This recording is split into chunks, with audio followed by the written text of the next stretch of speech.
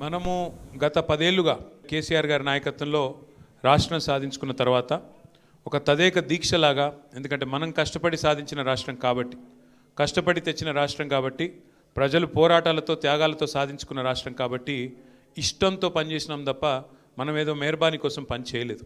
ఒక్కొక్క రంగాన్ని కేసీఆర్ గారు సొంత ఇల్లు ఎట్లా అయితే చక్కదిద్దుతారో అట్లా ఒక్కొక్క రంగాన్ని చక్కదిద్దుతూ వచ్చినారు. మీకు గుర్తుండాలి, ఎందుకంటే ఇవాళ మనుషులకి మనకు ఒక వరం ఉంది, ఒక శాపం కూడా ఉంది.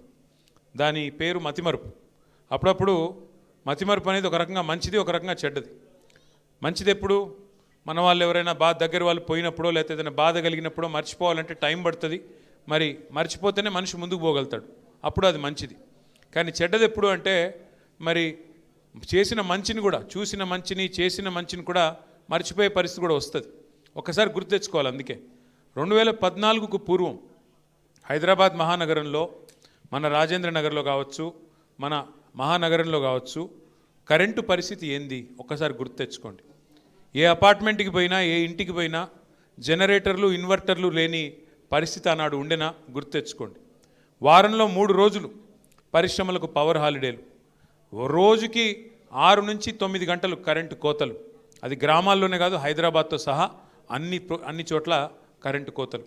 కానీ కేసీఆర్ గారు వచ్చిన తర్వాత కేవలం 6 నుంచి 9 నెలల్లో బ్రహ్మాండంగా కరెంటు సమస్యను పరిష్కారం చేసి 60 సంవత్సరాల్లో పరిష్కారం కాని సమస్యను 6 నుంచి 9 నెలల్లో పరిష్కారం చేసిన నాయకుడు కేసీఆర్ గారు.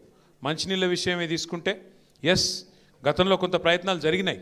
కానీ కేసీఆర్ గారు వచ్చిన తర్వాతనే రాష్ట్ర వ్యాప్తంగా ఒక మారుమూల పల్లె కావచ్చు, తాండా కావచ్చు, గిరిజన గూడెం కావచ్చు, లేదా విశ్వనగరం హైదరాబాద్ కావచ్చు, మంచినీళ్ళ సమస్యను 90 నుంచి 95% మనం దాన్ని కూడా పరిష్కారం చేసుకోగలిగినాం.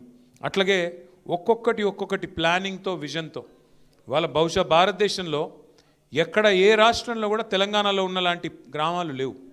ప్రతి గ్రామంలో ఒక ట్రాక్టరు,